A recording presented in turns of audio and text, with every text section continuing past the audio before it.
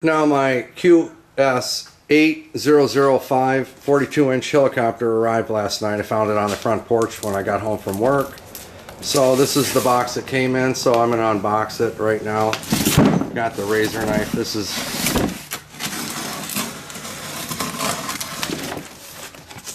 some of the specs so you can see it.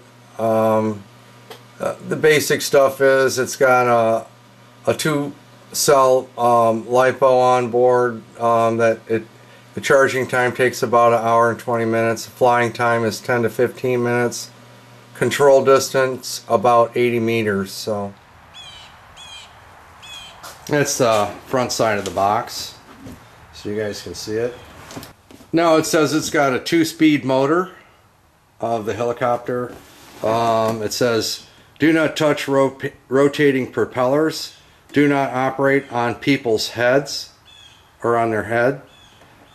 Please operate it under the instruction of the adults. It takes 1.5 batteries for the remote control.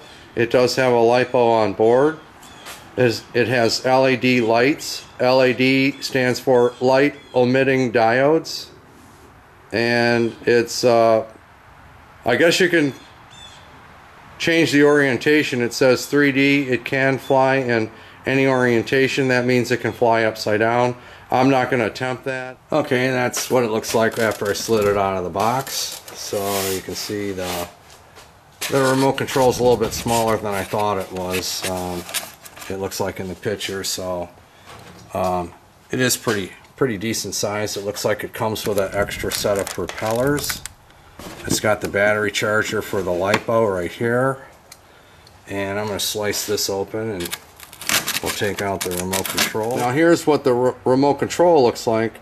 Now there's one thing I don't really like about the remote control right off the bat is it has a spring to stop the, so you can't hold it and keep it steadily flying. It's always going to return.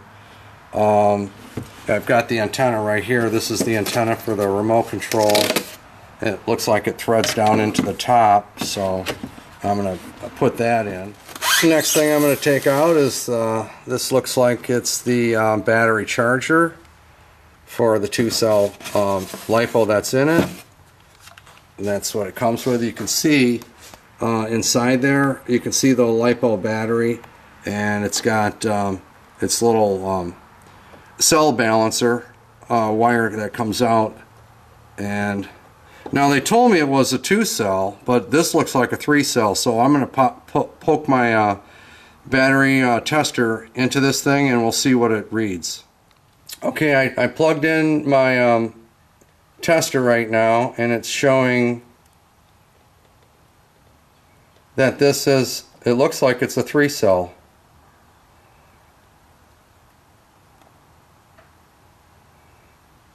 So all is 12 volts. So that would make this a 3-cell battery in here. It really isn't a 2-cell like it says in the ad. So I just dropped the batteries in to the remote control, and now I'm going to turn it to on the remote control, see what happens. Okay, we've got power to the remote control. Now I'm going to take and plug in the battery for the LiPo on the copter itself, so I'm going to do that right now. Now after turning or plugging the battery in, I'm going to spin the copter around, and it has an on-off switch on the opposite side, so I'm going to turn it to on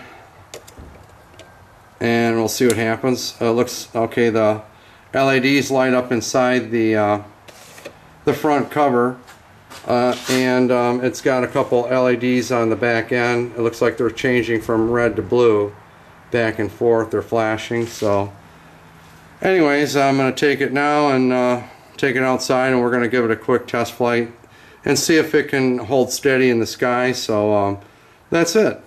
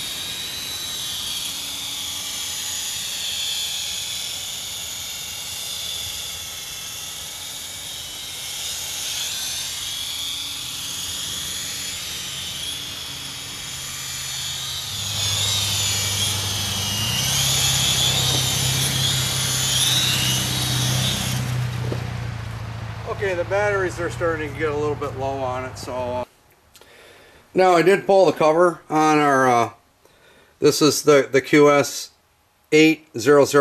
42-inch helicopter.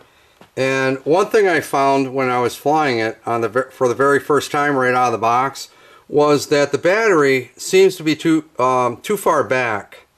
And what happens is I constantly have to keep counter steering, pushing it forward on the remote control to keep it steady in the sky, and it kind of, you know, when you keep doing that, it's kind of wish-washy.